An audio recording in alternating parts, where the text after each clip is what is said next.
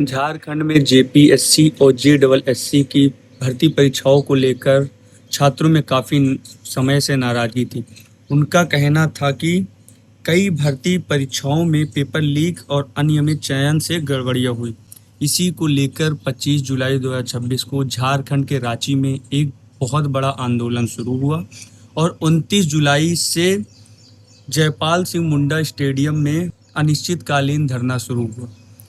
जब कभी एक व्यक्ति या किसी समूह को बहुत बड़ी दिक्कत होती है तो वह फिर शांतिपूर्ण प्रदर्शन की ओर जाता है अपनी मांग लेकर, लेकिन जब सरकार को उसके शांतिपूर्ण प्रदर्शन सुनाई नहीं दे रहे होते, उसकी मांग सुनाई नहीं दे रही होती, तो फिर वो हंगर स्ट्राइक पे बैठता है। तो 3 अगस्त 2026 को छात्र नेता देवेंद्र नाथ महतो ने रांची के जयपाल सिंह मुंडा स्टेडियम में अनिश्चितकालीन भूख हड़ताल शुरू की है। उनका कहना है कि सरकार जब तक उनकी बात नहीं सुनती तब तक उनकी भूख हड़ताल जारी रहेगी। यह दूसरा रास्ता होता है भूख हड़ताल का, क्योंकि सरकार तो पहले नहीं सुनती है जब शांतिपूर्ण प्रदर्शन चल रहा होता है। तो छात्रों की मांग क्या है? छात्रों की मांग पहली है 14वीं बीपीएससी पीटी परीक्षा रद्द, दूसरी जेपीएससी एंड जेडबलएससी परीक्षाओं की सीबीआई जांच, तीसरा दोषियों के खिलाफ कार्रवाई, चौथा भर्ती प्रक्रिया में पारदर्शिता लाई जाए, पांचवी समय पर नियुक्तियां दी जाए।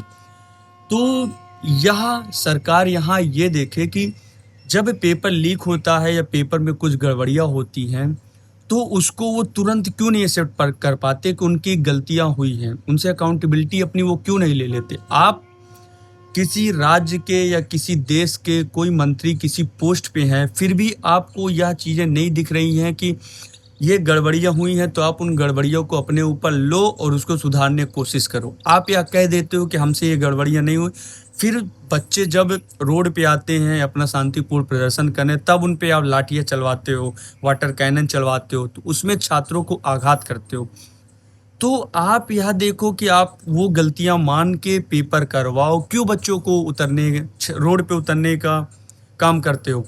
तो मेरा यही कहना है कि आप गलतियां अपनी मान लीजिए और बच्चे जो वहाँ मांग कर रहे हैं उनकी मांग पूरी करिए, और ये चीज़ें दोबारा ना हो ऐसी कुछ गाइडलाइन सेट करिए, क्योंकि अगर अब ऐसे कुछ होता है तो जो इसमें दोषी पाए जाएंगे उनके साथ ऐसा किया जाएगा।